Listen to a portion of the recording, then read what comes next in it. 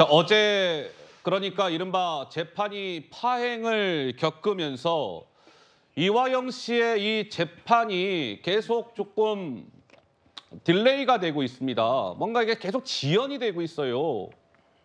최근에 있었던 일을 한번 상기해 보시죠. 지난달 25일 날 이화영 씨 부인이 재판에 나와가지고 막 부부싸움하면서 전날도 재판이 진행이 제대로 안 됐잖아요. 파행! 어제는 지금 앞서 쭉 말씀드린 것처럼 느닷없이 김영태 변호사라는 분이 재판에 나와가지고 막 검사랑 막 말싸움도 하고 뭐 결국 판사가 이거 제대로 안 될 것 같아요. 해서 어제 재판도 파행. 다음 재판이 언제인지 아십니까? 8월 22일이에요. 원래는 다음 주 화요일 날 해야 되는데 다음 주 화요일이 광복절 휴일입니다.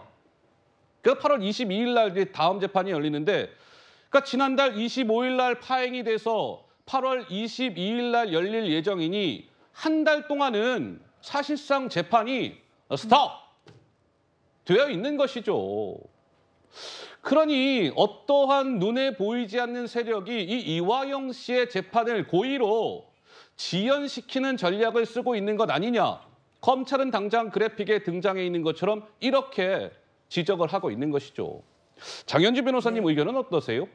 사실 이 사건 같은 경우에는 아시다시피 필요적 변호 사건입니다. 결국 변호사가 없이는 재판이 진행될 수 없다라는 것에 일단 본질적인 문제가 있는데요.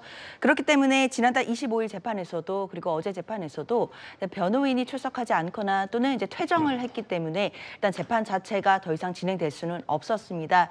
일단 다음 주는 이제 광복절이기 때문에 그 다음 주인 이제 22일에 재판이 열리게 될 텐데 이제 재판장으로서도 어제 재판부에서 그런 이야기를 하더라고요. 공전되는 것 자체가 재판부도 굉장히 부담스럽기 때문에 이 변호사 부분이 정리가 안 되면 결국에는 최종적으로는 국선 변호인을 선임하는 경우까지도 고려하겠다라고 했기 때문에 사실상 재판부로서는 최후의 통첩 같은 이야기다라고 할 수 있겠습니다. 그리고 피고인 측에서는 당연히 이 변호인 관련된 부분을 정리를 해서 22일에는 정확하게 이제 변호인이 출석한 상태에서 재판이 제대로 진행될 수 있을 거라고 생각이 듭니다. 네. 자, 근데요. 그래픽 다시 좀 주세요. 지난달 25일 재판은 이화영 씨 부인 때문에 파행이 됐어요. 근데 어제 김영태 변호사라는 분은 어떤 분이죠? 이재명 민주당 대표와 가까운 사람. 그리고 이화영 씨 배우자와 같은 취지의 주장을 하고 있는 사람. 김영태 변호사로 인해서 파행이 됐습니다.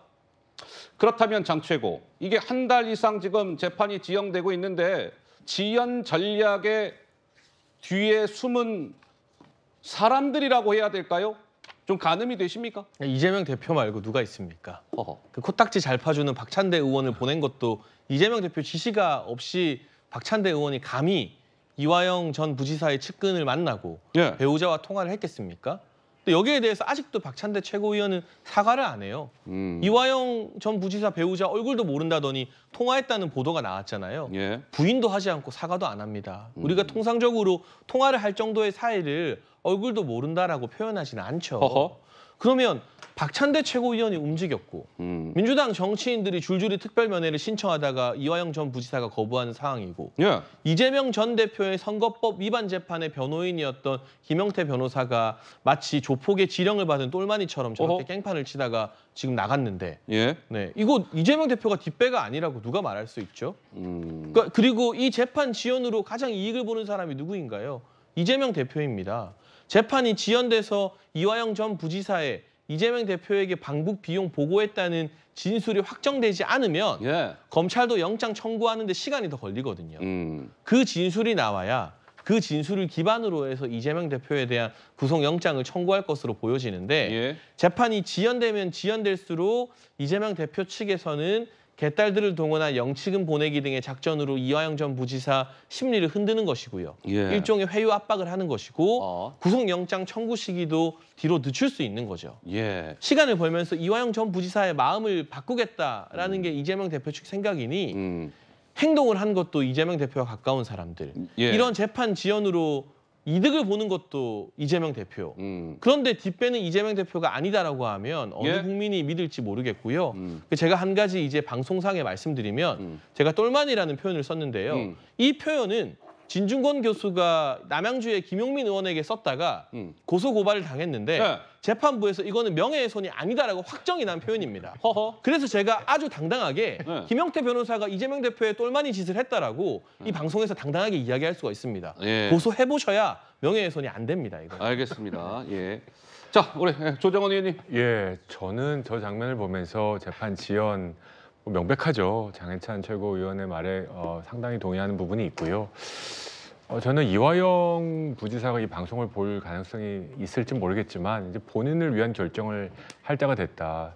제 느낌적 느낌이 아마 틀리지 않을 텐데 어제 우리 김형태 변호사 행동하는 거 뛰어나가는 거 보면서 소위 이재명 대표를 지키기 위한 소위 그 팀들은 이화영 부지사를 손절매할 준비와 결론을 어느 정도 냈다라는 판단이 듭니다. 이화영 부지사가 불리한 발언을 하겠다는 뉴스가 나오니까 화들짝 놀라가지고 허허. 막 전원 공격하듯이 달려들어가지고 면회를 신청하고 예. 회유 설득 기타 등등 하려는 거 아니었겠습니까?